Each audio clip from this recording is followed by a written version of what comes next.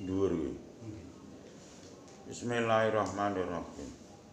Wa hadzal wibku tawi iki wibek aidan kalih maneh. Kuman kang utahe sapa niku nakosa ngukir sapa maning hadzal wibku.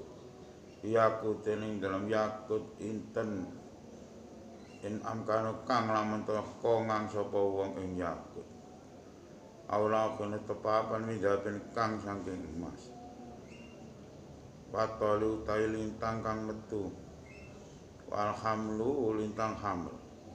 Al mustari lintang mustari. Wal atolu utawi derajat toli ing dalem derajat kang metu. Asam sudah sering ngukil jauzi ing dalem lintang jauz. Inas daihi ing dalam itas di sihi ing dalam poro enemi jauz ing dalam poro enemi iya bener jauz bener ana sae pamko sak menawa kang nggawa utawa kang duweni yakut yurzaku den paringi rezeki den paringi sapa sapa alafiat ing kewarasan atau keselamatan wasihatal jismilan warase awak pada akal aklian limpati akal wa israfar ruhilan mencorongi ruh wa taisira rizki lan gampangi rizki ayat takir lan ora pikir sapa sahibu wong kang gowo to kang dene yakut itu abadane dalam salawase ayat ulil kala dalam lakane den yakut itu nganu adal wifku ya kan ada oleh kalian dalam lakukan dan cantolake adal wifku alaman yang atas wong bika iku kelawanan man naksun utawi awak loro nafsun utawi awak loro ufia mengkoden warasake apa sapa man wa utawi wifik yasluhu patut apa wifik liman kanggo wong yu'afi kang nandangi sapa man al-a'mal yu'ani kang nandangi sapa man al-a'mal pira-pira penggawean atasarruf lan pemerintahan di umurin nasi dalam pira-pira urusane menungso ae nom sak temene man ku yakunana sapa man mu'afiyadan den kuatake kita sarwi ing dalam pemerintahan man insyaallah taala wa ditaiki gambar ki sira tu gambar wifik amin dari kali setengah saking alfa pira-pira wifik kadal kota wifik asiba iyo ang bosanya per 6 almangsib kang den bangsake ilal mirri kemari lintang mirri wa ta'adal iku ismuhu asmane Allah taala rupane Dzulfatsi asma Dzulfatsi kang duweni nandangi utawa penabur ada tuta hitungane Dzulfatsi ku apa jenenge 1588 ana desa niku nakosa ngukir sapa man andalip koing kelawi ping alasai ing atase pedang au janjarin utawa buding khonjarin utawa buding au sikin utawa lading au fi mau ing dalam perkara yudo kang den selake apa ma alawajil apa jenenge faros ing atase raine jaran wal mirih halite lintang mirih iku fi hati dalam pelanggaran mirih minat jadyi saking buruj jadyi wal hamlan buruj hamli wa utawi mirih iku pitoli dalam lintang kang metu tado afa mongko apa iku mau jenenge dadi tikel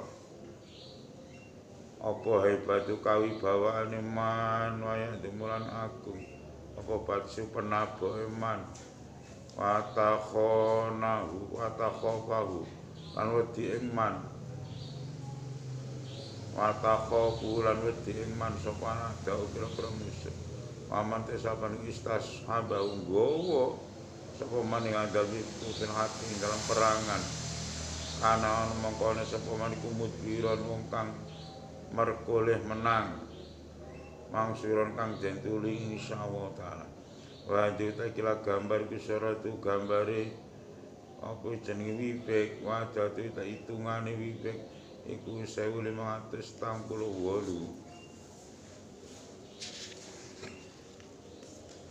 Gambar-gambar tok enak. Amin dalikan Gusti Ngasang mengkono aufa pira-pira wibek. Qalu ta'ala ta dawe telepon wawal qair fauqa ibadi. Wa ta'awa iku al-qair kang nyereng fauqa ibadi ing dalem sak dhuwure pira-pira kaulan Allah. Ala dadu ta hitungan al-mustamu kang dadi kumpul.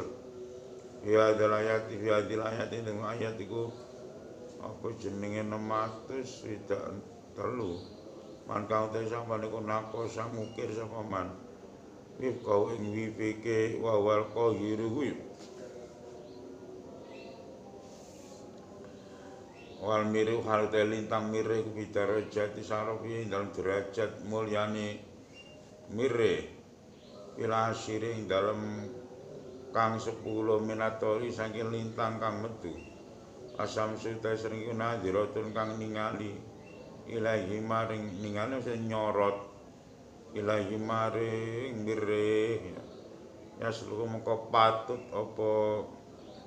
apa ya seluruh mengko patut apa iku mau jeneng apa mire kuwi ya wifek ya sing mengko patut pilih muluke kanggo pira-pira ratu wal wulati lan pira-pira penguasa lina fati tasarruf karena kanggo lestarine pira-pira pemerintahane muluk wulat wasiyadatul qadrati lan tambahi kuwasa wal qahri lan nyereng fati kelas surah usuratu gambare wifek kamatara kaya luwur sapa sira wakadal kelan iku kaya mengkono apa iku mau jenenge wifek hadal ismu taikila asma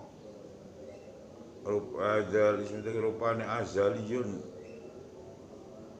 yuzilu dolimina asma azaliyun yuzilu dolimina ada tu tai hitungane azaliyun yuzilu dolimina iku 1697 man kaute saben kurok kapan nyusun sapa man wifku ing wifike azaliyun yusilu dolimina wilau ing dalam papan minarasa sing asing timah al ayat dikang putih wal mirih halite lintang mirih kupil mizani dalam buruj mizan wa sauri lan burujun ilmu perbintangan ya gak tau belajar nerangno ya kerepotan ya wong gak tau ngaji nahwu diterangno nahwu ya plong-plong ya kaya ana sapa al-mustari lintang mustari lubidaro jati saropi dalam derajat mulyane mustari minasaroton saking buruj saroton iku najiron kang ningali lan mirih kemaring lintang mirih mintas disen saking nyeper 6 autar pirento nyeper 4 paina kamu sak temene sira iki ida kobal dalem madhep sapa sira ya dalahi kan kelapapan adalah mati pira-pira kang peteng doufat moko apes apa kuat iku iku ngono ya dal jenenge minasarotoni ya idara jati saropi dalam derajat mulyane mustari minasaroton sing buruj saroton iya bener sing ya tidak kobal tapi ada lauhik lan kelapapan Andolamata ing pira-pira wong dolim ngene ya. Andolamata ing pira-pira wong dolim do kuat moko apa sapa kuat iku kekuatane dolama. Indaru yatika ing dalem ningali sira. Wa idati piran kane jen pendem apa wifik. Indah babi dolim ing dalem sandinge lawang dolim. Raja muka bali sapa dolim andulmi saking dolime dolim. Wow silalan den copot sapa dolim an wilayah sing kekuasaane dolim. Wah tafid mengko ngreksa sapa sira. Dalika mengkono-mengkono idatu bina.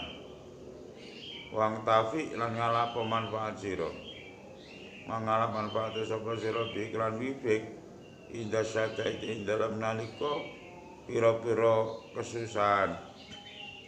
Wadi utakila gambar iku surat gambar wifik. Kami dalika lagi setengah sangun aufaq. Dalil kutawi kala wifik asumani kang bangsa nyeper 8. Wa utawi wifik iku mangsupun den bangsa kilal mustari maring lintang mustari. Wa ya utawi mustari iku kaukabun lintang saitun kang bejo lidini kanggo agama. Asal lan bagus lan adil wal khosbilan sarwa tulus itu subur wal khairul bagus wasing adatil arzak lan jembari pira-pira rezeki wasaatil arzak lan jembari pira rezeki waman te sapane man kang te sapane wong urap kaban nyusun sapa man. Adal kau ngelawi pekilau kene dalam papan ini dapetnya saya emas. Au bilaurin atau watu belor. Au bilaurin atau watu belor. Kaya kulan ono sapa apa mustali tang mustali kupil paus dalam lintang paus. Masih tan kali kang bejo. Ina samsi saking srengenge. Wal mirri wal alu tai lintang mirri. Kupi wabali dalam bilai mirre. Man iku manete sampeyan iku hamal nggawa sapa maning wifik. Hamal nggawa ning wifik apa balan ngadepi sapa man. Iklan nggawa wifik al hukam ing pira-pira juru hukum. Wal wula talan pira-pira penguasa. Wa qada mongko andhap asor sapa hukam wulat. Lau maring man manete sampeyan hamal nggawa sapa maning wifik. Kawiyat mengko kuat batu hujaman. Wakan ana afiat kuwar keselamatan. Iku lau kedeman wa wifik. Iku ada iki lau wifik. Kamataro kaya lewer sapa sing. Wadatu ta hitungane wifik iku 784. Wakadai kan iku mon aufaq. Adal wifku ta iki lawi pingal baroko kang den barokake. Ya tado manu kang dadi nyimpen apa adal wifku. Ada samaniata iki 8. Ada samaniati asmain. Ing 8 pira-pira asma. Ada 2 ing iki 8 pira-pira asma. Ada 2 kang utawi wilangane di samania iku 4134. Yura kabuten susun apa adal wifku. Wal mustari halu lintang mustari iku musrifun kang parek ikhoten ing dalem garis siji. Min khududi kang sangi pira-pira garise. Aku kang sangi pira-pira garise mustari. Watoli utawi lintang kang metu iku al jauza lintang jauza. Al qamar rembulan iku ala tahsili mustari. Lintang sepertelone lintang mustari.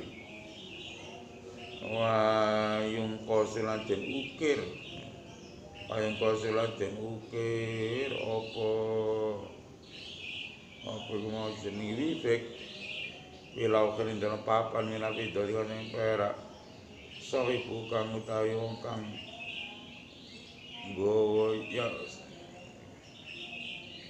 sahibu utawi wong kang nggawa wipik iku yaftahu buka sapa wa Gusti Allah ing atase sahib aku apa rezeki ing terlawang rezeki wasbabal ma'asi lan terus sebab pamupa jiwa ini khaitu ayat asim saking segi ora ngira-ngira sapa sahib saking segi itu saking panggonan ora ngira-ngira sapa sahib kaya aku ora sapa sahib iku barokah den barokake aina mata wajah dalam dinding madhep sapa sahib dalam dinding gon madhep sapa sahib Paida budi alin dalam dan salaka buhi bisa ini dalam suci-wici buri kamko dan paringi barokah apa fise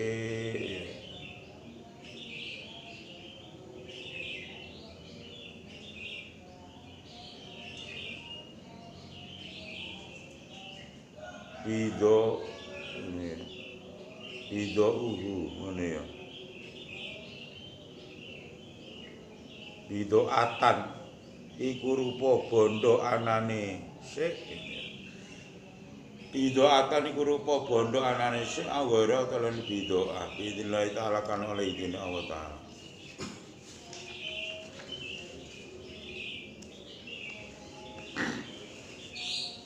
wa min dari kalian kusnga sing menungkul aufa wibik adil ayat utaiki ayat al-karimatu kang mulya pada hitungan ya adil ayat iku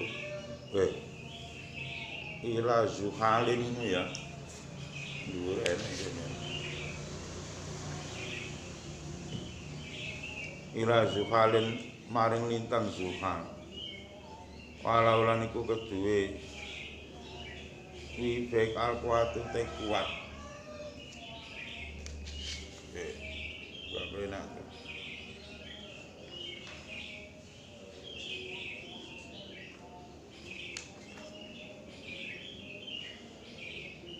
alama ing atase bareng walau lan iku keduwe wong ta sahib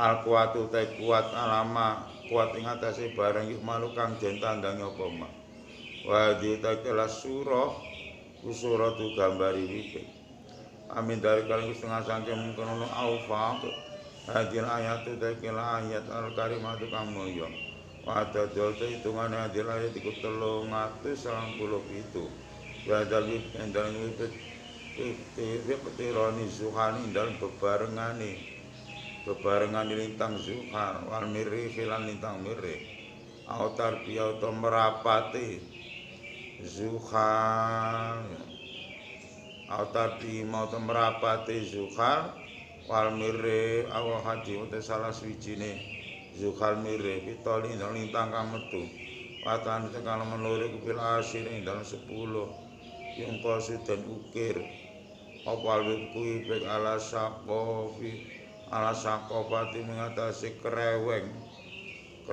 utawa coweki apa iku mau jenenge ala sakopati ngasih kreweng utawa cowek air malah jeneng calaki apa biasa kopat biayi makan ing dalam jadi panggonan mel khusuni asing pira-pira gedhong wal kusuri ta pira-pira omah wal kusuri lan pira-pira omah panggung ya rubu mongko rubu ngene ya rubu mongko rubu ta rusak apa makan sarian hale kang enggal ida duka lan kang den deplok apa sakoku kreweng utawa cowek ku mau ya ala babi dari dalem ning atase lawange omahe wong dolim khoroba mongko rusak apa dar wala kan rusak sapa iku wong kang duweni dar idznillah taala wa idza bulla dan den basahi to den telesi apa sakoku cowek utawa kreweng pirmain dalem banyu ala dia seroku kang ngombe minum saking mak sapa laju musuh masa di bulan ngombe sapa ada itu tau adu ya tapi bimakna jam'i minu saking mak tafaroko moko bisa-bisa apa jam'uhum kumpulane ada ya pira-pira musuh ada para merkole sobim kelawan ada sapa atoliku kang nubrih ya nilai ta'ala kan pitulungan Allah ta'ala wa diutai kila gambar kusyaratu gambar wibik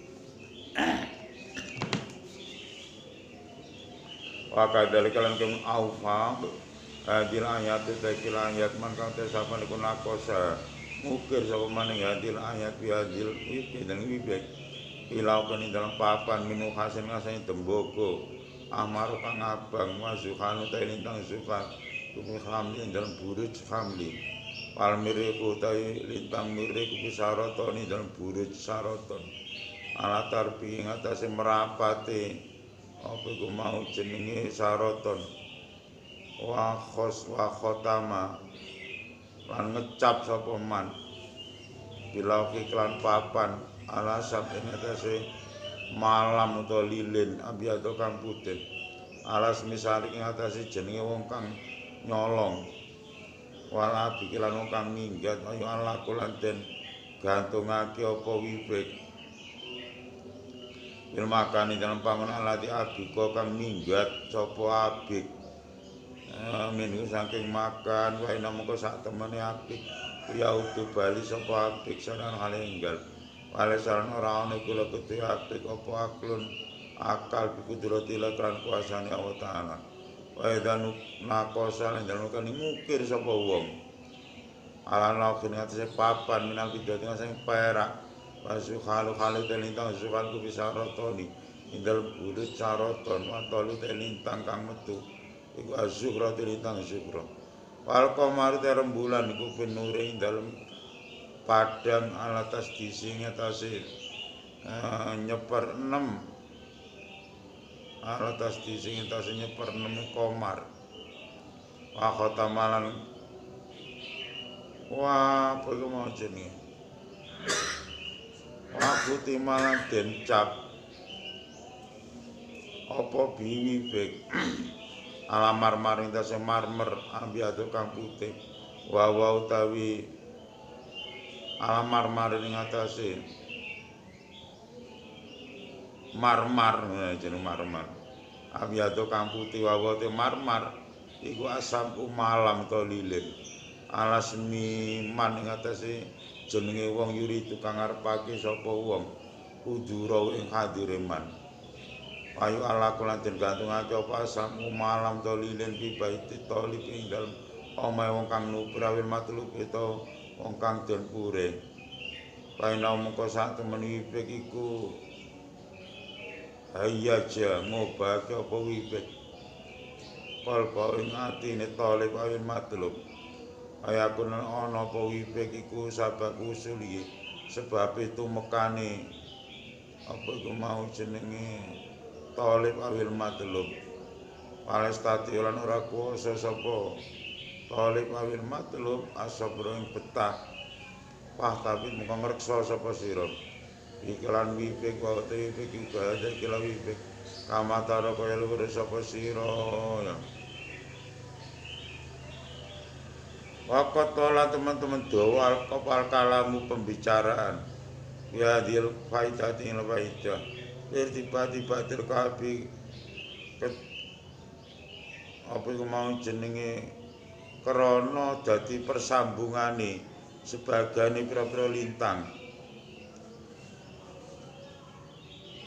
asabati kang bibatin kan lintang kang ngene wal maksud tujuan iku kusulun manfaati hasil manfaat insyaallah taala al faidatu tabaita al muafiyatu kang nyampurnake iku lil miati mari 100 iku fiatiatin dalam pira donga mustajabatin kang mandi insyaallah taala wa sholawatun lan pira-pira sholawat mubarakatun kang den barokake masyhuratun kang masyhur qadhil hajat krana kanggo kaning hajat mindal kagus tengah sing mun adiyah ma utawi keterangan dewi akan diriwayatake pema an Muhammad bin Darustawai hai Muhammad bin Darustawai kala dawuh sapa Muhammad ratu ningali sapa isin fi kitab Imam Syafi'i dalam kitab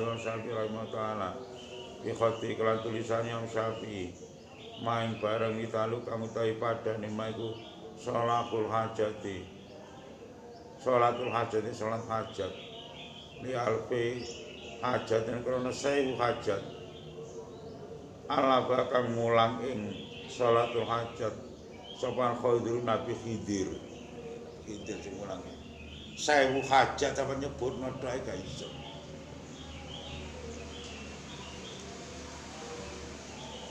Sewu hajat beres baik gelem salat hajat iki ijazah ngene sapa Mbah Nabi Khidir libati lubati manis bakane pira-pira wong kang ahli ibadah yusoli salat sapa wong rakaatane kelan rakaat ya karo kali maca sapa wong kilo ora ing rakaat pertama Fatihatul Kitab surat Fatihah maratan klan sambal kuliah ayol kabir asra maratan klan 10 ambalan salat 2 rakaat pertama maca Fatihah pisan kuliah ayol kabir ping 10 surate rakaat pertama apisane tilan dalam rakaat kedua Al-Fatihah ing maca Fatihah wa qul huwallahu asra maratan klan ping 10. Ini ya, rakaat kedua Fatihah sepisan kul ping 10 surate. Kemaya jitune sujud sapa wong baca salami dalam sawise uluk salam. Kaya ning apa ya? Khazina, iya. Ini khazina. Basmillah seloro rakaat uluk salam. Mari uluk salam terus sujud. Kemaya jitune sujud sapa wong baca salami dalam sawise uluk salam. Ayo saliran maca selawat sapa man ala nabi kanjeng Nabi sallallahu alaihi wasallam asra maratin kelan 10 abad kaya kula ngucap sapa wong subhanallah alhamdulillah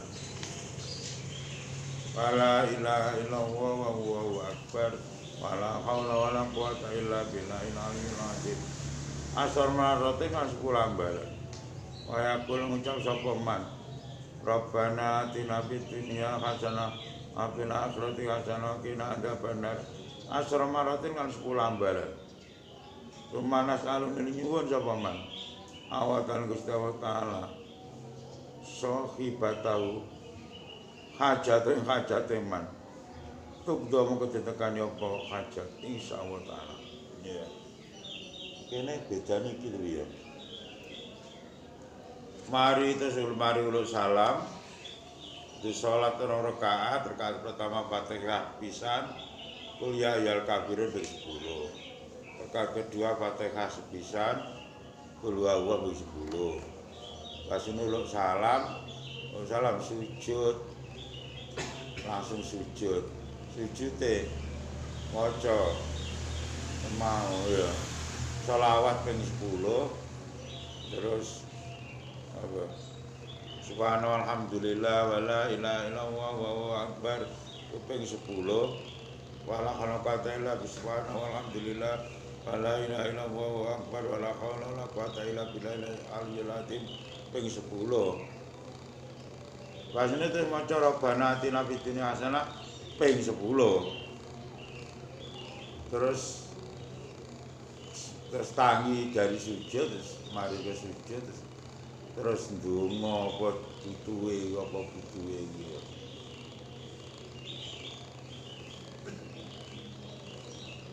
Tapi makna khazina iki kaya anu ya ora Rabbana atina ya. La ilaha illa anta subhanaka inni kuntu minadh dhalimin itu ya. Ana khazina kaya ngono ya. Ping 10 ya. Lan iki Rabbana atina kuwi ya. Doa ya ini 10 terus yang khazina ini kayak ngelakoni malam Jumat adus dhisik gitu ya malam Jumat ngelakoni kudu malam Jumat adus keramas lah. Bahkan itu cakot sholat ki mau. Tambah nih ngono iki kene gak atus-atusan ngene enak. Tumanas alu mayas alu nyuwun sapa man Allah taala hikmah. Tuk domoko den tekane apa hajat insyaallah taala. Kala dosa pasing Abul Qasim Al Hakimu ahli ilmu hikmah.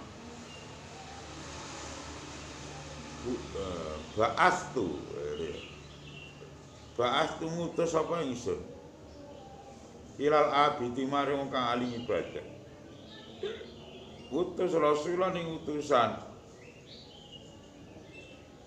Aku ngutus utusan supaya mara nang gone wong sing ahli ibadah kae. Cara ini sapa cara dhisik nang Mbah Im. Mara nang gone Mbah Im, kowe mara nang Mbah Im. Kowe matura karo Mbah Im. Kon duduhi carane ya apa kajatku keturutan ngene ya. Mbak Im kon duduhi carane aku salat hajat supaya hajatku keturutan jane ngene ya. Liyu alimani supaya mulang sapa abid ingsun. Hadi salat ikilah salat fa'alamaniha mengko mulang sapa abid ingsun ing salat. Wasa'atulan jaluk sapa ingsun minallahi maring Allah. Al-hikmatan ilmu hikmah. Fa'tonihima mongko aweh sapa Allah ing ingsun ing hikmah. Wa qadalan nekani sapa Allah liman ingsun alfa hajat ing 1000 hajat. Paman mengko te sapa niku arada ngarepake sapa man. Ayusolliha ento salat sapa man ing di salat. Lho iki enek ya iki enek gurine iki ya. Tak pikir mau ngarepe gawe mana gurine enek. Wal yak tasil mongko becik adusa sapa man. Lailatul Jumat ing dalem malam Jumat. Lae arep salat model kaya kuwi mau, salat hajat kaya kuwi mau ya. Adusa ning malam Jumat, dadi lak nglakoni itu malam Jumat. Sok ngeten Jumat calon iki. Wayal bas lan nganggo sapa man. Pamniku arada yusolliya. Wayal tasil wayal bas lan nganggo sapa man. Siapan ing pira-pira pakaian tahiratul kang suci. Wayusolliya lan kaya apa mau jenenge wayusolliya lan salat sapa man ing sadi sholawat indasari dalam waktu sahur. Salate nalika waktu sahur berarti ya jam 12 nang dhuwur. Tak nglakoni. Terus wayan wilan niyata sapa uman qadha al hajati nekane hajat ayah hajatin ing dindene hajat sakarep sapa man tukdo mengko nekane hajat insyaallah taala.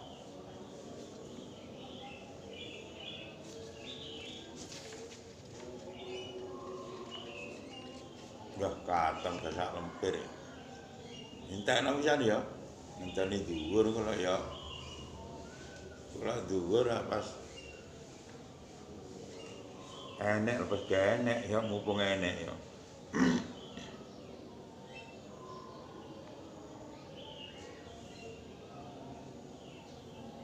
Ndi madrasah. Patone. Wajib itu kalau sholat aidul halim aliku sholatul hajat sholat hajat. Mangkulatul kang denukil min kitabi adabil fuqara'i. Saking kitab adabil fuqara' lisai kang kedua bil qasim al Qusairi. Rahimahullah ta'ala tamadu halim wudu sapa wong lah krana sholat hajat. Wuduan kan wudu jadidan kang nyar. Umay salinu sholat sapa wong arba rakaatin lan papat rakaat tasyahudani kelan tasyahud loro wassalaman salam loro yaklo are maca sapa fil ula ing rakaat pertama Batal Fatihah dan Suri Fatihah Robbana Atina miladuka rahmah wa hayyi lana min amrina rashada asana kelan ping 10 tasyahud loro salam loro maksudnya oleh rakaat salam terus ngadeg maneh ora langsung petang rakaat ya salat dhuwur niku ora maksudnya salat sunat petang rakaat saben rong rakaat oleh rakaat ulo salam ya terus ngadeg oleh rakaat ulo salam ora terus petang rakaat langsung terus ulo salam ora ya tahiyate loro maksudnya ngono dadi oleh rakaat tahiyat terus ulo salam terus balen maneh oleh rong rakaat tahiyat dulu salam ora terus kaya salat dhuwur niku mau ya ora kaya salat dhuwur petang rakaat terus tahiyat pindho terus langsung salam ora kaya ngene mau ya Abitanya ing dalam rakaat kedua Rabbi shrahli sadri wa yassir li amri asran kelan ping 10 Abitani dadi ing dalam rakaat ketiga batal Fatihah ing dalam sausi Fatihah pasata digurun ing pasata diguru nama aqulu lakum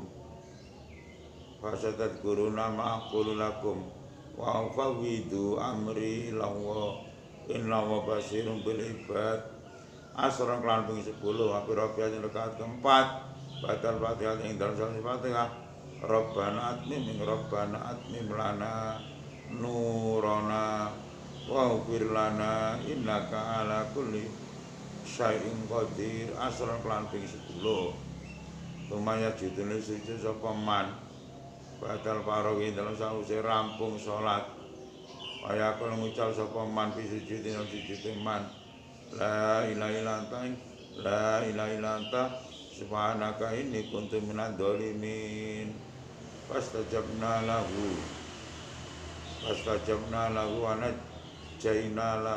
wa najjaynahu ini ya ihta kelan ping siji arep tampulu apa maratan ambarane kemaya sanu ninjaluk sapa man hajat ing hajate man tukto mengko den tekani apa hajat bidillahi taala kelan idine Allah taala anjene kadang-kadang ulama tasawuf karo ulama fikih ya ora kadang-kadang sering kali ya tabrakan kadang-kadang ya berseberangan gak podo kaya lha bapak ana bolak-balik wong pinter fikih kudu dibarengi tasawuf pinter tasawuf kudu dibarengi fikih kalau fikih tok gane tasawuf ya elek tasawuf itu gane fikih ya ora dadi tambah rasa tambah itu loro-loro kudu gandeng kudu bareng ya merono ya mrene apa lan nyontone bolak-balik dicontono nyilih pecok diolehi pecok digowo burung sampai digawe dijaluk maneh wis gak sitok sirene awakmu anu aku butuh dhewe iki Pak ngono cara fikih gak apa-apa wong kuwi nyilih kuwi akad jaizah sawaya-wayah kuwi akad jaizah sawaya-wayah kedua belah pihak kuwi bisa membubarkan diri iso nyopot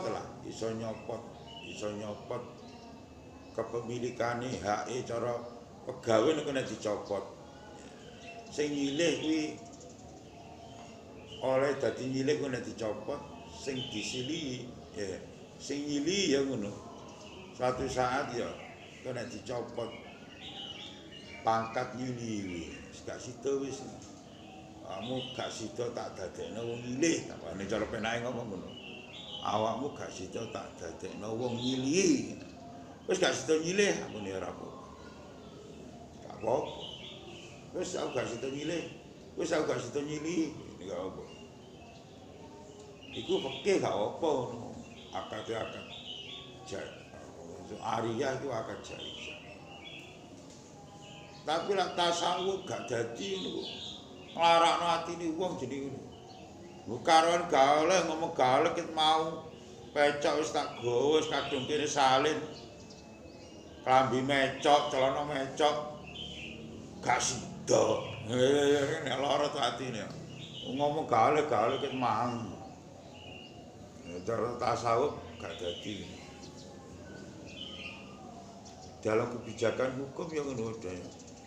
Banyak ulama fikih sing ngarani misalnya ya, hukum salat jamaah misalnya. Banyak ulama fikih sing komentar lah salat sunat sing disunatno jamaah, salat sunat sing jamaah iki. Salat riyo, salat njaluk udan, salat graono, salat salat graono, salat njaluk udan, salat riyo, salat tarawih. Salat sunat liyane kuwi ora disunatno jamaah. Bahkan ana sing arani khilaful aula, ora trimo ora sunat ngono tok ora, tapi khilaful aula. Tapi ulama tasawuf gak, terutama di dunia tarekat. Ora apa-apa salat sunat saliyane salat kuwi gak apa-apa, salat duha jamaah gak apa-apa, salat malam jamaah gak apa-apa. Salat qobliyah ba'diyah jamaah ora apa. Mergo sing dipurih wis semangate. Salat nek jamaah wis semangat tambahane. Asline dene sampe salat jamaah gak semangat tambah abot iki ora asli berarti imitasi ati sampean gitu ya. Wong biasanya jamaah kan abot tambahan. Iku berarti gak asli itu ya imitasi. Wayahe semangat kudune itu ya. Mesti ada udang di balik batu kowe jamaah kok malah abot iki. Apa? Ada udang di balik batu ini apa udangnya apa? Kesuwen. Gitu kan. Lah salat cepet-cepetan iki jenenge salat gitu ya. Jadi ada udang ya. Udangnya apa? Kesuwen salat dhewe kan geli jedit-jedit bar gitu ya. Kuwi barakno ya kuwi gitu ya. Ada udangnya kuwi gitu ya. Terus maneh kayak iki mau ya. Mau. Lah ulama fikih iku sing masyhur komentari wong lek sujud ora enek apa-apa kok sujud. Kuwi haram hukume. Sujud iku kudu ada alasan yang sing enek dalile, alasan yang jelas namanya. Alasan sing jelas itu alasan nek dalile. Kuwi gak apa-apa. Kok syukur sujud syukur. Sujud tilawah iki mergo krungu ayat sajdah utawa maca ayat sajdah. Sujud salat kuwi gitu ya. Salat. Lah tanpa alasan-alasan sing dibenarkan, alasan enek dalile sing jelas. Kuwi haram. Melakukan gerakan sujud. Kayak sampean mari wiritan terus ngantuk biasanya terus ambil posisi sujud ini ya. Turu karo posisi sujud kan sedok penak ngelempruk ngene itu ya. Mari wiritan terus belum sujud nempelan bathuk. Ngono dianggap haram. Ya, terus iki bareng ngono. Mari salat kok terus sujud. Ambek maca sholawat. Maca kuwi mau subhanallah walhamdulillah wala haula wala quwwata illa billah. Terus maca kuwi mau sing dhuwur mau. Rabbana atina wa la ilaha illa anta subhanaka ya. Kuwi alasan sujud apa kuwi? Iki ya. Syukur dudu iki ya. Sujud tilawah ya butuh ya. Sujud apa kuwi? Ya ngene. Cara miturut ahli fikih gitu ya. Tapi lah tasawuf gak ngono, gak apa-apa kuwi gak apa-apa ya. Lha iki nyatane terangane iki malah dikongkon ya. Malah dikongkon. Tugdo. Ini.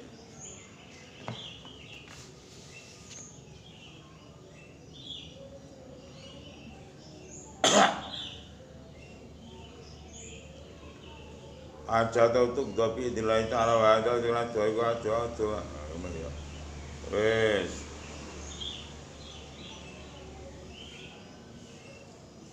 Endi terus mau ya wa'ada piye? Wa'ada kira doa iku doa lati doa kang donga. Iklan doa sapa Ja'far Shadiq. Sapa Sayyid Ja'far Shadiq. Ya ngono ta. Radhiyallahu anhu. Iki Ja'far Shadiq itu Ja'far Sunan Kudus lho ya. Wong biasane golek sing cedhek ae ya. Golek sing cedhek ae. Iku NU gambare bintange kok papat. Kok bintang kok sama apa? Wali Songo. Golek sing cedhek penak anak mikir itu ya. NU iku bintange kok songo lambang apa? Lambang Wali Songo. Lho ala dadi wong NU yamen ora ngerti itu ya. Papat sing tok iku papat mazhab kita yang kita anut, imam kita yang kita anut ya dalam urusan fikih yaitu Imam Abu Hanifah, Imam Malik, Imam Ahmad, terus Imam Syafi'i kuwi, Pak. Sing papat tinggi sitoke kuwi papat Khulafaur Rasyidin ya. Sayyidina Abu Bakar, Sayyidina Utsman, Sayyidina Umar, Sayyidina Ali. Terus papat sing dhuwur bintang sithik iku Kanjeng Nabi. Ya kuwi dalam beragama panutan-panutan awake dhewe ya songo kuwi gitu ya. Imam papat, Khulafaur Rasyidin sahabat papat terus Kanjeng Nabi. Ku penak wali songo kuwi. Edi wae ya ora paham. Lah lapo kok wali songo itu ya. Iki Ja'far Shadiq ya dadi Ja'far Shadiq sapa? Ja'far Shadiq Sunan Kudus.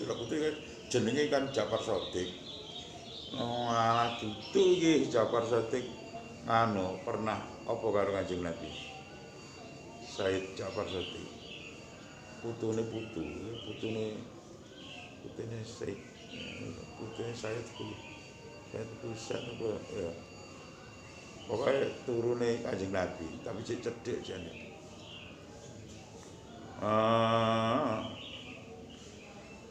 Apa iku mau jenenge? Lah Sunan Kudus apa duduk turun Kanjeng Nabi? Ya duduk Kanjeng Nabi ya, tapi duduk kuwi maksude duduk Sunan Kudus iki.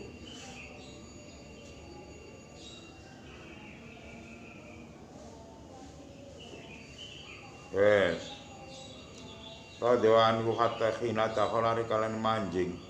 Sapa Imam sapa Sayyid Ja'far Shadiq ala Mansur ngatasi Ratu Mansur. Wakana ana sapa Ja'far Shadiq iku ketawa atau wakana ana sapa Ratu Mansur iku ketawa atau teman-teman ngancam sapa Mansur ing Sayyid Ja'far Shadiq bil qatil iklan mateni wakafahu mongko iya ngono mongko nyukafahu aja diketake lama wakafahu mongko nyukupi ing Sayyid Ja'far Shadiq sapa Allah Gusti Allah sarawing alane Mansur wa utawi apa iku mau jenenge wa utawi doa iku Allah makhrusni awamadu Allah ukhrusni mugi ngreksa tuan ing kula ini kelan peninggal tuan itu kudrat iradat tuan alati la ta'lamu kang ora sare sapa panjenengan waqnufni lan mugi ngreksa tuan ingsun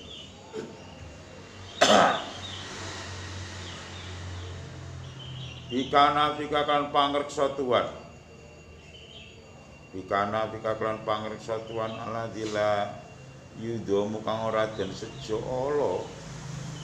ala apa Warhamnilan mugi melasi Tuhan ing kula ikudratika kelan kuwasa panjenengan ala yang ngatas ingsun anta utawi panjenengan iku sikoti kang di kumandeli ingsun iku sikoti kang di kumandeli ingsun warajai lan pengarep-ngarep ingsun kami nikmatin pirang-pirang kam pirang-pirang menikmatin apane menikmatin nikmat amta kang paring nikmat sapa Tuhan biya kelan nikmat iku alaiya ing atas ingsun kala titik laka kedhe Tuhan indah ing dalem sandinge nikmat apa syukur ingsun kala kidik laka maring panjenengan ngene indah ing dalem sandinge nikmat apa syukur ingsun wakalan pirang-pirang apane min baliyatin bilai ibtalai tani kang nyoba utawa kang paring bilai sapa Tuhan ing ingsun kang paring bilai sapa Tuhan ingsun biya klan balia kukul titik raka maring panjenengan utawa dumateng panjenengan indah ing dalam sandinge balia apa sabri sabar ingsun payaman mongko hudat kala kang titik indah nikmati ing dalam sandinge nikmate man apa syukur ingsun falam yahrumni mongko ora ngaling-alingi ingsun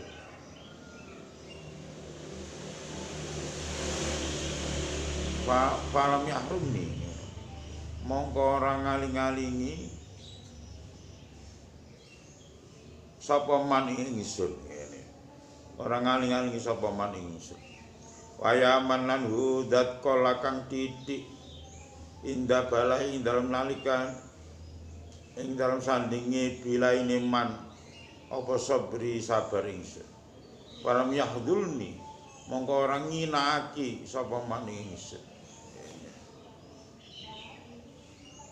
duh Allah nalikane kula angsal nikmat tapi syukur kula titik tapi jenengan tetep paring nikmat dateng kula ini cara bahasa ning cara atine duh zat Allah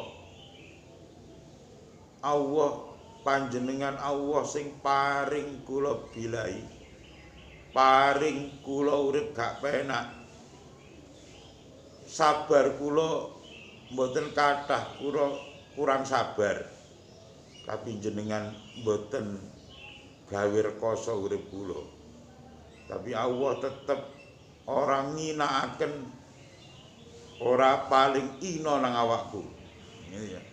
Walaupun aku gak sabar diparingi coba tapi Gusti Allah tetep mulyakno aku ora ngasorno aku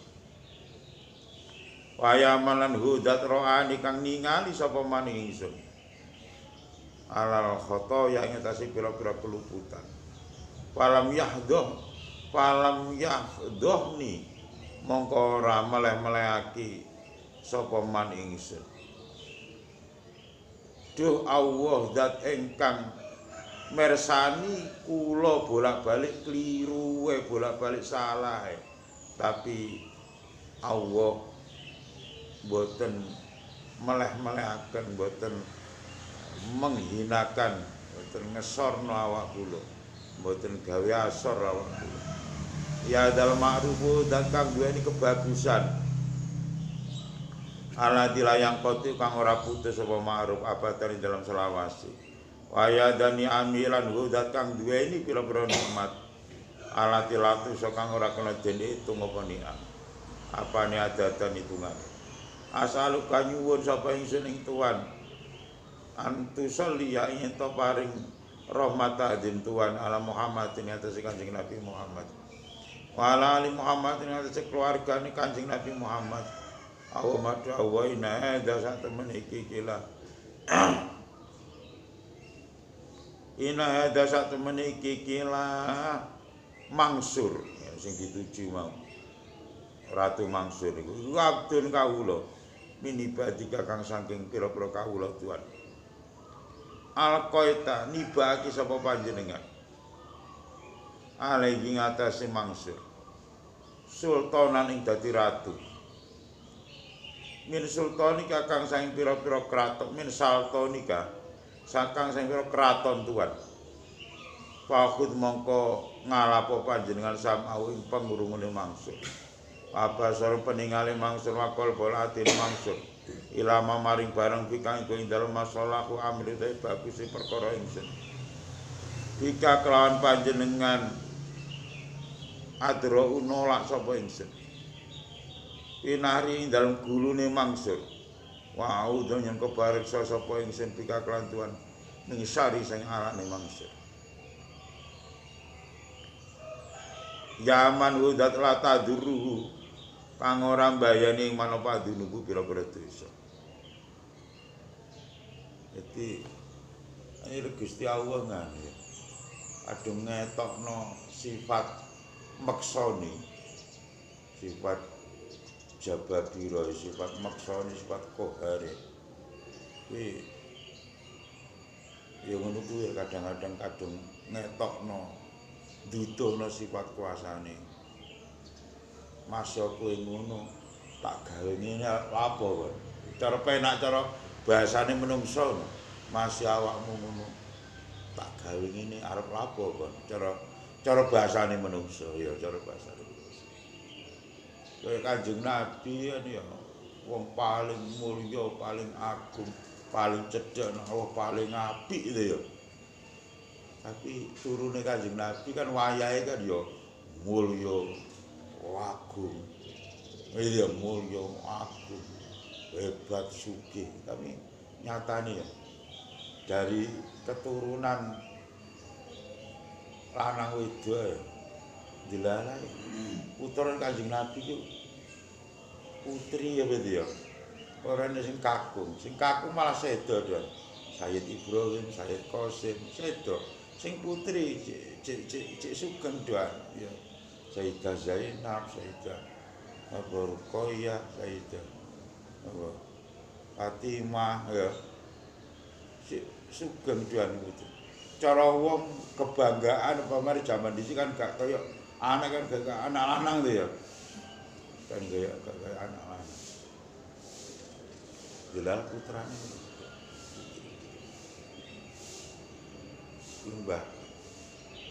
Mbah Manap Lirboyo iku ya ora duweni putra, jelas ya putri kabeh. Turune ya putri, padahal cara wong anu kan bangga kan ora kaya lanang tuh ya, penerus. Wes kuwi. Wis maneh yang ngono. Jenenge putune Kanjeng Nabi turun. Wae kan ya disaji-saji dimulyakno wong akeh, wong kabeh wedi macam-macam tuh ya. Tiga karo Gusti Allah. Putune Kanjeng Nabi. Said Hasan lah. Said Husain sing ndase ge bal-balan. Nek mulane sebagian ulama ana sing ngaromno bal-balan gak seneng bal-balan mergo kelingan karo sapa? Said Husain kok. Husain ya. Sing ndase ge bal-balan. Said Hasan ya ngono, Said Hasan ya. Sedane dipateni ya. Lha iki ya ngono. Pernah putune putu ya. Said Ja'far Shadiq. Putra Said Hasan ya. Said Ja'far Shadiq pernah putu karo Kanjeng Nabi ya, putu pira. Iya ngono, dinganu Ratu Mansur ya. Diancam arep dipateni Ratu Mansur. Ya. Pateni arep Mansur. Diancam-ancam, wis pokoke wis diancam arep pateni karo Sayyid karo Ratu Mansur iki. Wae kan ya gak ngono jane. Ya kuwi kadang-kadang Gusti Allah iku ngetokno sifat maksoni, sifat pangeran kudu ngono ora terus. Lek pangeran terus dirayu-rayu diuju-uju terus ya wis. Kaliyan ora pangeran opo lek pangeran sing kudu duweni apa diktatore wis kowe gelem gak gelem begitu gelem ngene. Pangeran dia jadi nak menungso elek ngono gapi tapi menungso pangeran dis memang ngono kuwi gitu, memang ngono kuwi kudune gitu. Sombong ya. Diktator cara ngono gelem gak gelem kuwi kudu gelem. Pangeran iki sifat sempurnane ya ngono ku lah orang ngono malah ora sempurna tambahan. Lek menungso ora ya. Kadang-kadang ada yai lho. Kan yai dipisui karo cah cilik. Nek yai hebat padha karo musuh karo bojone dicelathu iki ya jane itu ya. Dilok-lokno. Nek yai dilalah wis pokoke wae kudune gak ngono yai kan ya kudune ngene. Iku pikir kowe lho wasiat dibonyakno akeh pasti ya apa kene. Pagah menungso sing sempurna pagah aku. Jadi ngene iki ya. Gusti Allah jadi pangeran iku kudune ngono kuwi ya ora kudu sapa kudono pangeran ya. Sempurnane wis ngono kuwi lek menungso ora pas blas. Lek pangeran pas ya ngono kuwi sempurnane ya ngono kuwi. Kadang-kadang ngono kuwi ya.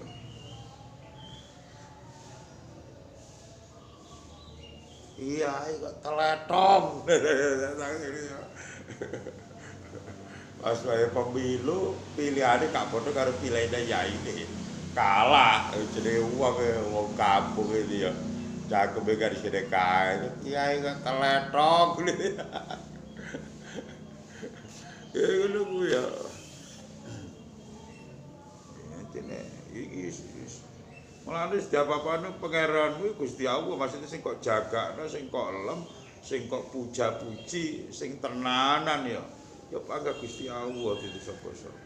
Kenek kowe ngelem nyanjung yaimu nabimu, tapi sing sejati panggah Gusti Allah. Ya benake ngono ya. Kenek kowe ngelem gurumu, ngelem kiaimu, ngelem wong tuamu, ngelem nabimu to paribasane. Paribasane. Tapi sing sejati dilem kudune panggah Gusti Allah.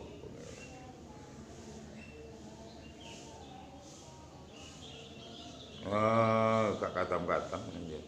Payaman moko mau jenenge Muhammad Allahumma iki mau jenenge Audikun sari Yaman la taduru adu. Yaman hudat la taduru kang ora mbayani ing man. Apa adunuku pira-pira dosa wala tangkosi lan ora nyuda ing man. Apa al-maghfiratu pengapuran ya. Ighfir mugi ngapura Tuhan iki lek pinter ya ngrayu apik. Ya Allah zat ingkang boten ngrugiaken dosa. Cara kula nglakoni dosa lho Gusti, jenengan napa rugi to Gusti? Kula nglakoni dosa kaya napa jenengan boten rugi to? Lah ngoten nggih jenengan ngapura mawon dosa kula Gusti. Wong dosa kula boten ngrugiaken panjenengan mawon. Kan penake ngono ya. Lah lek siji karo awakmu lek dhewe salah karo wong tuamu sing rugi karo wong tuamu. Misale le gak ono mes sawah sakmu moh ngono. Sing rugi sapa? Wong tuamu. Awakmu duweni salah karo tanggamu kok lok-lokno. Sing merasa dirugikan sapa? Tanggamu rugi to ya. Merasa dirugikan ya. Lalu Gusti Allah gak usah alam dunya. Salah karo Gusti Allah nglakoni dosa Gusti Allah ora rugi gitu ya. Gusti Allah panggah dadi Allah, panggah dadi pangeran, panggah mulya, panggah terpuja dan terpuji ya. Enak lek ngrayu enak. Apa yang mau jenenge walatang kusu ngene ya. Kok tangkos iki. Walatang kusu ora nyuda ing man. Apa al-maghfiratu pengapuran. Cara jenengan bolak-balik ngapura. Kula ngoten pengapura jenengan mboten suda to Gusti. Enak iki. Lah kok jenengan ngapura mawon Gusti cara pengapura jenengan lho mboten enten teke, mboten suda. Kok terus kula bolak-balik njaluk ngapura, kula jaluki mon kok terus napa suda pengapura panjenengan. Ah mboten to Gusti. Lah ngoten jenengan ngapura mawon kula. Ya lek ngerayu lho pinter. Cece karo sampe bolak-balik dijaluki dhuwit duwe sampean suda to ya. Duwe anak Pak, duwe Pak. Wala lintek iku kok jaluki. Lah jenengan mboten lho Gusti itu ya. Pengapura jenengan mboten suda to nggih. Mboten kalong lah. Kalau cara pengapura jenengan kula jaluki mboten kalong to Gusti. Iku mugi ngapura cali dumateng kula mak ing dosa. Mak ing perkara layaduruka kang ora ngrugekake apa mak ing panjenengan. Kang ora ngrugekake utawa melarati apa mak ing Tuhan. Wati lan mugi aweh Tuhan ing kula. Mak ing perkara layang pauka kang ora manfaati apa mak ing Tuhan. As'aluka nyuwun sapa ingsun ing panjenengan ya. Gusti kula nedhi perkawis ingkang mboten enten gunane kangge panjenengan. Kula nedhi barang sing pun mboten jenengan gunakaken Gusti. Pun mboten enten gunane kangge jenengan. Iya. Karo sampean dijaluki barang ku gak enek gunane kanggo sampean Pak sampean tekno to mangane itu ya. Misale sampean wis ora butuh apa? Godhong gedang, apa godhong gedang Jarno dadi kelaras dhewe. Enek njaluk Gus mesti godhong gedange. Ala iya kuno godhong gedang ge apa aku, gitu ya. Gus godhong salame kula tumbas. Ala sampean pek lho godhong salame tumbas barang itu ya.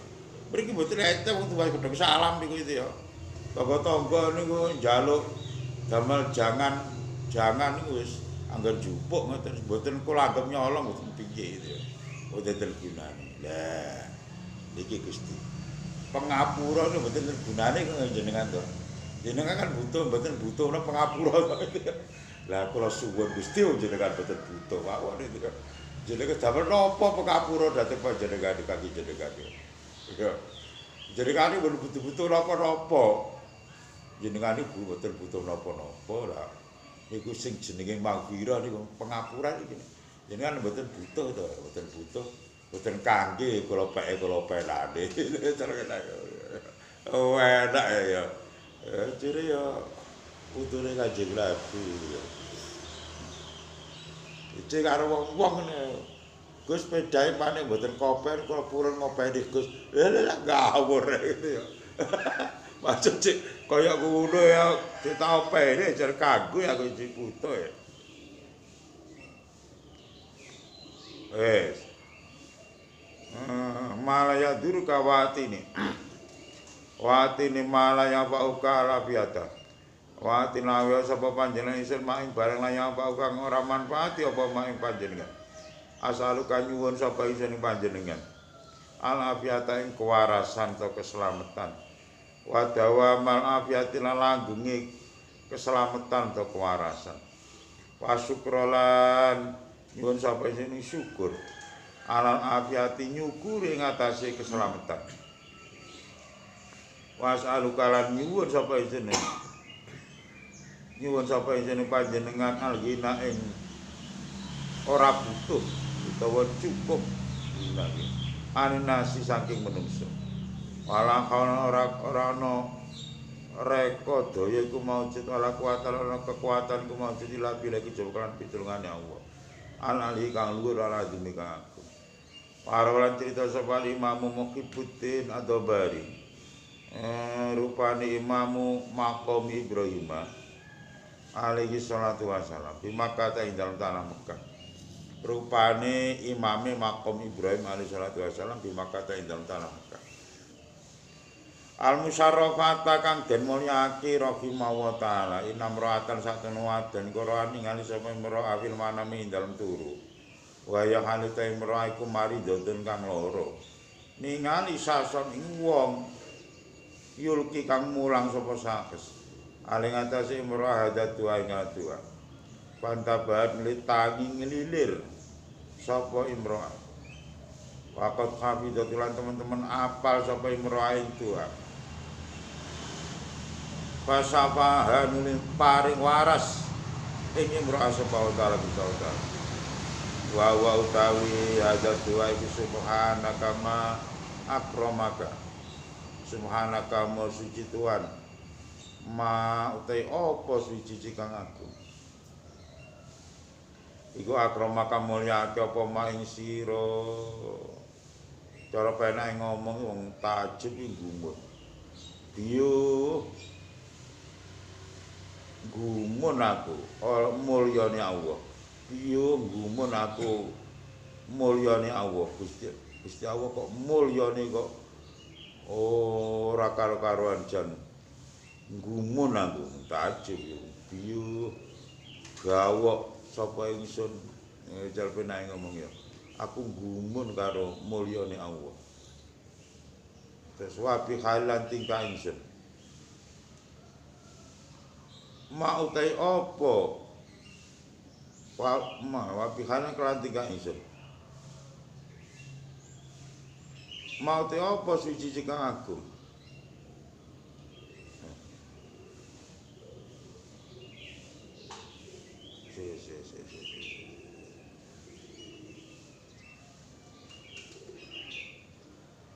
Iya bener-bener.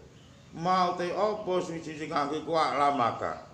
Merwake apa mak ing sira. Wala farokhilan ing atase bunga ingsun.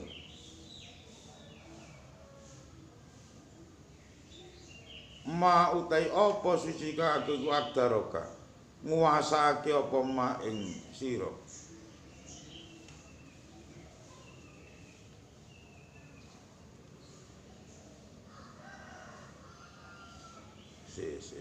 Sira.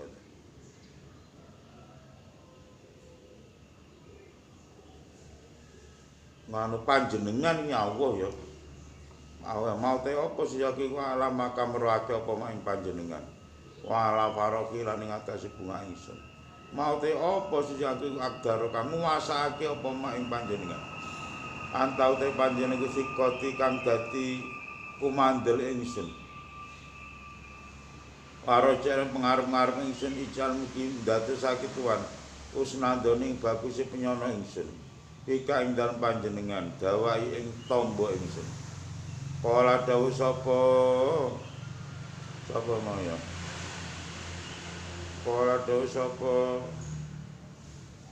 Imam Muhibbuddin ya Muhibbuddin wakot dalan teman-teman donga iklan donga sapa gairu aliyane imro'ah Pasufian nulit diparingi waras apa wae. Bismillah taala. Amin dari kalian setengah semen adiyah atau adiyah ada dua utai kelatu. Al mubaraku kang den barokati. Rupane bismillahirrahmanirrahim. Bismillahirrahmanirrahim. Asmaul-Rahmanirrahim. Ar-Rahman kang paling ulas dunya akhirat, Ar-Rahim kang paling ulas indah akhirat deloko. Awamat awakula mugimu dari Tuhan. Hadil ubtata ingkilah bundelan wa asilan mugi ngilangi Tuhan. Hadil usrota ingkilah angel walakinil mugi nemokake Tuhan ing kula. Husnal maisuri ing baguse gampang.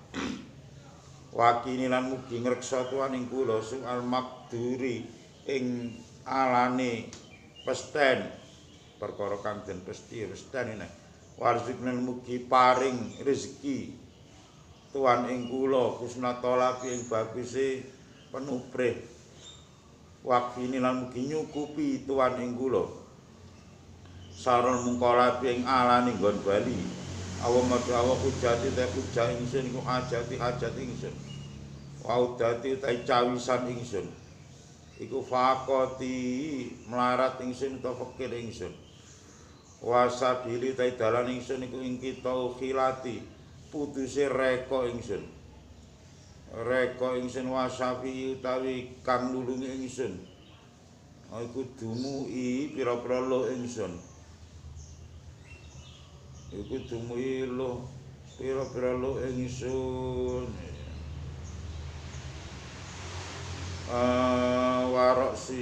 Warok sumani utawi modale to baboke bondo ingsun. Iku ada mukhtiali ora anane reka ingsun. Wakan si te gedhong ingsun iku ajesi apes ingsun.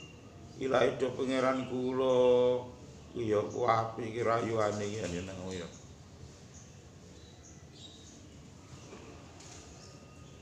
Sing nulungi kula nggih luh kula niku Gusti kula merga saged drodosan saged nangis wonten ngarsa panjenengan sehingga jenengan nulungi kula. Modal kula nggih niku mboten enten reka, mboten enten daya upaya kula niku mboten gadhahi reka daya upaya niku lho modal kula jenengan Gusti. Dadi ora duweni apa-apa iku malah modal.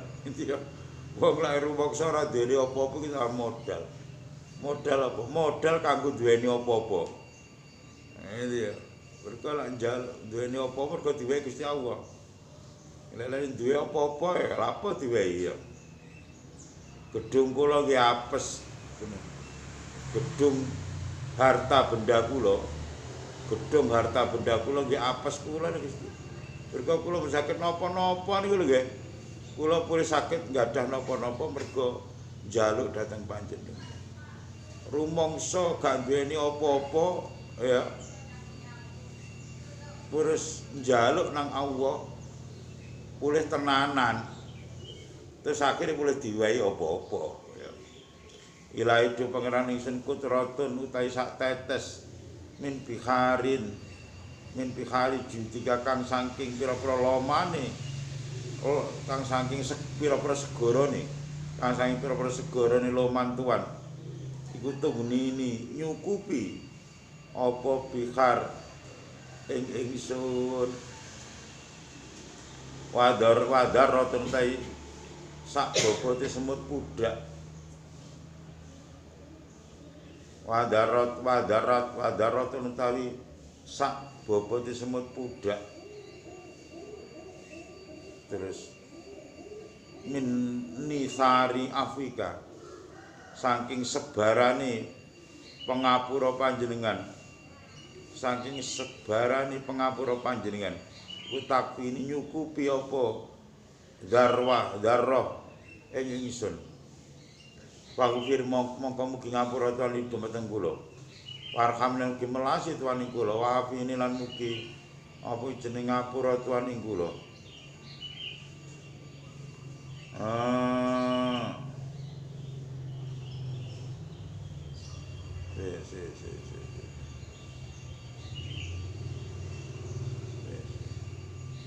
Wa fulan mugi wafini apa berarti ngene. Wafilan wa'afina mugi nyelametake tuan ing kula. Nyelametake to marasake tuan ing kula. Wa fulan mugi ngapura tuan. Ani saking kula. Wakilan mugi nekani tuan. Ajating hajat kula. Wa nafis lan mugi apa jenenge bersihake tuan karbating susah kula. Wa farij lan mugi ngilangi tuan hami ing sedih kula. Wa gamilan hami ing prihatin kula. Wa gamilan sedih kula. Birahmati akan rahmat panjenengan ya arhamar rahimin. Wa sallallahu alaihi Muhammad wa ala alihi washabihi wasallam. Wa hadati lan doa iku doa mubarakon kang den barokah. Kana kang ana apa kelakuan iku ya ndonga biklan doa sapa al-faqih Ahmad bin Musa bin Ujailin. Nafana muga manfaati ing kita sapa Allah Gusti Allah bi kelawan doa bi kelawan fakih sobakan ing dalam isu amasaron sore wa dawawati iku Allahumma inni as'aluka Allahumma ta'ala ini sak menengsun wa as'aluka nyuwun sapa isun panjenengan min kulli khairin saben-saben bagus ahato kang nglimputi bi kelawan khair apa ilmu ka kawruh panjenengan Fitunya ing dalem donya akhirat wa udulnya kareksa ingsun Bika kelantuan min kulisare sang saben ala ahato kang ngeliputi iklan kulisare apa ilmu panjenengan fitunya ing dalem donya akhirat ya Rabbi tu pangeran kula ya maliku duh Allah kang dadi rate ya malikat dunyahu Allah kang dadi ratu ing dalam dunya lan akhirat lan akhirat. Wa dawu tekla doa iku doa mubarakun kang den barokah kadhen kalimale. Allah madu Allah. Mananta ma utawi perkara. Mananta kang paring nikmat Tuhan. Bi kelawan ma iku fatamimhu mongko mugi nyempurnake Tuhan ing ma. Mugi nyempurnake Tuhan ing ma. Wa mau te perkara amta kang paring nikmat Tuhan bi iklan ma iku falatas lubhu mongko ampun dedel Tuhan ing ma ampun dedel Tuhan ing ma wa mau te perkara alam tau kang meruake Tuhan ing ma limaring kula iku faghfir mongko mugi ngapura Tuhan ing ma mugi ngapura Tuhan ing ma li mari ingsun piramating rahmat Tuhan ya arhamar rahimin Wamiman kustengah sang perkara wajah tukang nemu sapa sing lemah bi khatil faqihi krana tulisane al-faqih al-imami Nafisuddin al-Alawi rahimahullah taala qala utai dawuh qala Wamilan iku qala utai dawuh qala dawuh sapa imam faqih wajah nemu sapa ingsun ing ma bi khati masyayikhina ing dalem tulisane utawa kelawan ana tulisane pira-pira guru kita rahimahumullah taala doaan ing doa akhiri Dzulhijjah ing donga akhire wulan Dzulhijjah ya donga ngenteni besar akhir bahwa tetu Allahumma ma amiltu Allahumma ta perkara amiltu kang ngamal sapa ingsun min amalin bayan sing ngamal biadi sanati dalem kelah taun mimma sanging perkara nahaitani kang nyegah sapa Tuhan ing ma anu sanging ma alam tardo lan ridho sapa Tuhan ing ma anasi tulan lali sapa ingsun ing ma alam tangsa lan lali sapa panjenengan ing ma wa halumta lan aris sapa panjenengan iki kaya dongane sura maksud sura kaya dongane pas waktu sura kene bulan sura alima aku dirati kasertane kuwasa panjenengan wa halum talan aris sapa panjenengan aliyate isin maku dirati kasertane kuwasa panjenengan ala kupati naterapi ingsun Gusti Allah iku masih mampu masih iso tapi ora gampang-gampang nyiksa menungso ora gampang-gampang apa jenenge nglarani menungso iki kaya awake dhewe gak nonyone wong ngono kan mergo gak wani to ya akeh menungso iki. Tapi lek wani das-das saya. Ya jar sampe delok arek cilik nek. Mesti lek bales mesti. Bayi gak dituku karo gerak. Cakep ngene. Sapa kowe? Ya jar sing ngelokno polisi nek. Aman wani. Bolak bidek itu ya. Sing ngelokno polisi. Gak elah para surat-surat itu piye iki ya liwat tahun mati lho iya meneng ya jal sing kalau ana caci lho ada sapa wae tak bayi ya lek Gusti Allah gak Gusti Allah masih mampu masih kuwasa masih menang masih tapi ora angger-angger terus ngono kuwi ya Gusti Allah padahal jenengan iku nggih kuwasa Gusti. Tapi jenengan panggah aris, panggah sabar. Kawula jenengan keliru. Mboten terus titik-titik sampean adab, titik-titik sampean adab mboten.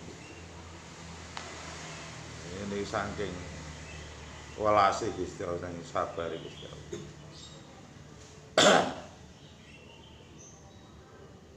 Apa iku mau jenenge mima ala bupati wadak-wati wadak utani lan ngundang sapa panjenengan ingsun. Wadak utani lan ngundang sapa panjenengan ingsun la tobat mari tobat badha jazaati dalam sause badha jarwati dalam sause kendel ingsun. Kendel nglakoni dosa alek kaya kan panjenengan. Panjenengan iku tetep ngundang kula Gusti. Tetep ngundang kula supaya tobat. Padahal kula niku mantun nglakoni salah dhateng panjenengan. Kula mantun nglakoni dosa kliru dhateng panjenengan. Kadin jenengan tetep nyeluk kula, ngundang kula supaya gelem tobat. Awamadu Allah Pak ini mengko sak iku Pak ini ngene ya. Iku nemen ma utai ma amil tu maling mutaten dhuwur men ya. Kok bare ning kene. Iku Pak ini mengko sak temene ingsun iku astagfirullah. Nyuwun sapa ingsun ing panjenengan minhu saking ma. Wawin mongko mugi ngapura tuan li dumateng kula. Awamadu Allah mau te perkara amil tukang nglakoni sapa ingsun. Min amalin bayane saking apa jenenge kelakuan mima kang saking barang. Mima bayane saking barang atardo kang ridho sapa tuan. Wawa atani lan janji sapa tuan ingsun. Alih ngatasi ma sawabain ganjaran. Ku fatakobalu mongko mungkin rimo tuan ing ma. Mungkin rimo tuan ing ma. Mini saking kula. Wala taktolan sampun mutus tuan. Roja yang pengarep-ngarep kula mingka saking panjenengan. Ya Allah, jenengan pun mutus pengarep-ngarep kula. Penae ngomong, jenengan pun dadosaken kula putus asa mergo bolak-balik kula njaluk mboten jenengan suka di Gusti. Ngene cara kasarane ngomong ngono kuwi. Penae ngomong jenengan pun ngantos mutus harapan kula Gusti. Mingka saking panjenengan ya Arhamar Rahimin terus lah ngoten nggih jenengan sukani mawon kula Gusti lah akhire ketemu ning ngono ya. Ya Allah jenengan pun ngantos dadosaken harapan kula putus Gusti. Mergo kula balik-balik njaluk mboten jenengan sukani Gusti. Lah kersane kula mboten putus asa, putus harapan. Saniki kula jenengan sukani Gusti. Itu ya cara terus ngomong ngono. Lah bolak-balik mboten jenengan sukani kok ndang kula putus asa mboten purun njaluk dhateng jenengan Gusti. Pasal muga-muga parahmat adin sapa Gusti Allah sayyidina ngatus Gusti kita rupane Muhammad Kanjeng Nabi Muhammad wa ala alihi. Lan muga ing atas keluargane Kanjeng Nabi Muhammad wasallama sahabat Kanjeng Nabi Muhammad. Wassalam lan muga-muga paring keselamatan sapa Allah alaihi. Tegese ing atas Kanjeng Nabi Muhammad. Man kaum te sapa niku kala gelem ngucap sapa man. Dalik kang mengkono-mengkono donga kuwi. Donga Allahumma ma'amil tuwi Allahumma ma'amil min amalin ya. Ghufira mongko den ngapura sapa lauman. Watuku bilan den trima apa amalu ngamale man. Watu doa pulan den tikelaki apa sawabu ganjarane man. Waya kulan ngucap sapa setan. Sampe mari gelem donga setan. Komentari biasa setan krungu donga panjenengan krungu donga sampean koyo ngono mau. Ngene setan komentari. Ya waili. Aduh kerusakan ingsun. Cara basane arek-arek. Hancur itu ya. Wis rusak awakku. Kacau iki ya. Taib itu payah sapa ingsun. Asanata ing dalem setahun jamian halis kabehane. Padamahu moko ngrubuhake. Padama moko ngrubuhake apa? Apa iku mau jenenge ngrubuhake apa? Sapa man ing tabani. Setahun ngrubuhake sapa man ing tabani. Menungso iki tak gudha setahun, ya. Tak sasar-sasarno setahun dek iku tak sasar-sasar tak gudha ya akhirnya katut lihat kok terus dengan sekejap ya dengan waktu sesingkat-singkatnya, dengan sekejap waktu dhek ndonga ki mau. Dhek ndonga iki dongane diijabah karo Gusti Allah. Dosane di ngapura ya, ngamal apike diterima. Amal-amal sing ora genah-genah kuwi diridhoi karo Gusti Allah. Ya. Oleh ganjaran percuma kowe jelomprong-jelomprongno tibakno ya karo Gusti Allah di ngapura. Tibakno amal-amal sing ora tepak Gusti Allah panggah ridho. Ya. Dosane di ngapura oleh ganjaran ya. Wah, daute kala doa iku doa awali Jumatin, donga awali dina Jumat. Minal Muharram kang saking bulan Muharram. Iki dongane kudu dina Jumate pertamane bulan Suro. Dadi bulan Suro Jumat awale bulan Suro. Jumat pertama ning bulan Suro donga iki. Awal hati kelan tulisane. Awal Jumatin min awal hati kelan tulisane Syekh sapa iku ya. Kaya waduh ya. Imam Muhibbuddin ya. Iya. Iya Imam Muhibbuddin. Apa ya? Bikhati kelana tulisane Fakih ya Imam Fakih. Imam Fakih ya.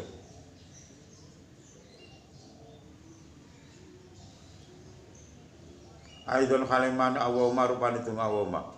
Awama tu awan tau te panjenengan iku al-abadiyu kang langgeng. Al-qadimu kang lawas. Ini ya. Gusti Allah ki langgeng, lawas, tapi ora enteke, ora akhire, ora tutuke. Saiki lek barang lawas kaya apa, langgeng kaya apa enteke, ya enteke. Wong uripe mbok sewiya kaya apa, mesti enteke. Barang awet to kaya apa mesti enek akhire entek ya. Akhir enek jenenge barang terakhir iku entek. Akhir keri kaya apa entek ya. Tapi lek Gusti Allah akhir awet langgeng lawas tapi ora entek. Kuwi lak bayangno. Ora usah dibayangno. Bayangane Gusti Allah gak oleh. Gusti Allah iku awal tapi ora enek kaitane. Awal ora nek kaitane. Piye? Lha piye? Lah, ya dadi piye Gusti Allah bila kaifin ora kena dipiye-piye. Bila kaifin ora kena dipiye. Terus piye? Ya kan dipiye wis pokoke anggere yakin Gusti Allah enek wis ya. Piye? Gusti Allah ora butuh panggonan. Lah, kok enek ora butuh panggonan terus piye modele? Awake dhewe cara mbayangno piye ya. Ora kena dibayangno ora kena. Dong Gusti Allah bila kae ora kena dipiye-piye. Kae kali kaya apa? Gusti Allah ora kena dipiye-piye. Piye? Lah terus piye ora? Allah ya Allah, bari bayangan awake dhewe iku makhluk. Bayangan awake dhewe iku makhluk. Sembarang kalir kuwi bayangane makhluk. Lah Gusti Allah itu makhluk. Wa utawi ngawa madu awan tau te panjenengan iku ala bacal qatimu wa di ta iki sanah utawa taun iku sanatun taun jadi dateng nyar tahun baru mulane lek ndonga awale apa Jumat awale bulan Muharram bulan Suro bulan Muharram kan tahun baru. Asal kanyuwun sapa isun panjenengan al ismat ing kareksa ya ing dalem sana minas setan sing setan wajune dilembebro bolone setan wal auna lan nyuwun pitulung ala hadin nafsi ing atase ngalake iki lan nafsu ing atase ngalake lan nafsu al amarati kang akeh mrentahe bisu iklan olo wal istighala lan nyuwun ing ketungkul ku repot sibuk bima kelan perkara yukor ribuni kang nyedekake apa mak ing kula mingka maring panjenengan ora saking min timo sause malo pare ki maring ya saking gak ketemu bulet iki ya Allah kula jenengan tulung repot sibuk nglakoni penggawean sing saged nyedhekno panjenengan itu ya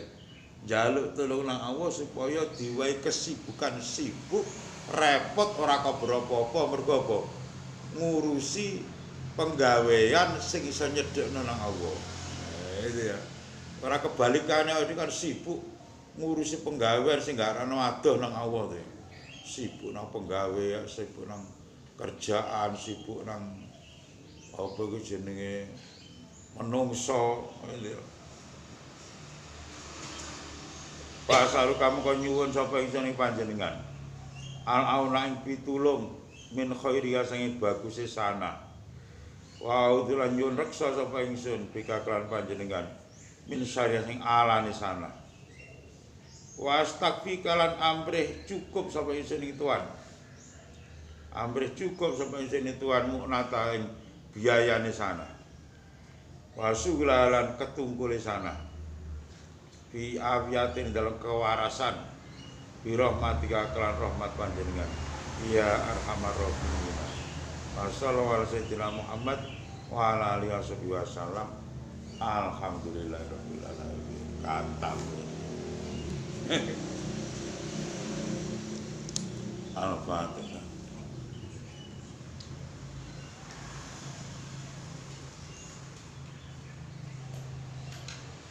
Al-Fatihah.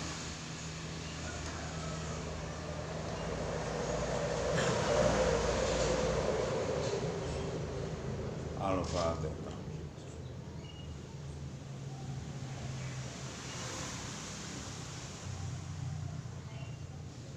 Al-Fatihah.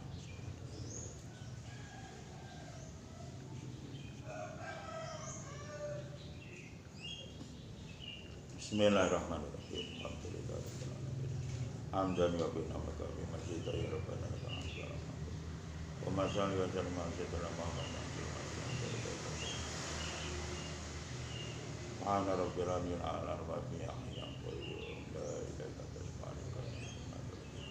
rabbana fil anwar wal jannah wa ma qamar wa rabbana jalna diriyatina dalam idana alil mi wal khair wa ma yasilana umurana min muridina wa ma'unina bihalalika naramika bifadlika wa ma'inna nas'aluka al-afwa fi dunya wal akhirah wa ma'hamu sayyidina Muhammad awa madhur sayyidina Muhammad wa maghfir sayyidina Rabbana atina fid dunya hasanah wa fil akhirati hasanah wa qina adzabannar sallallahu alaihi sayyidina Muhammad alhamdulillah al-Fatihah.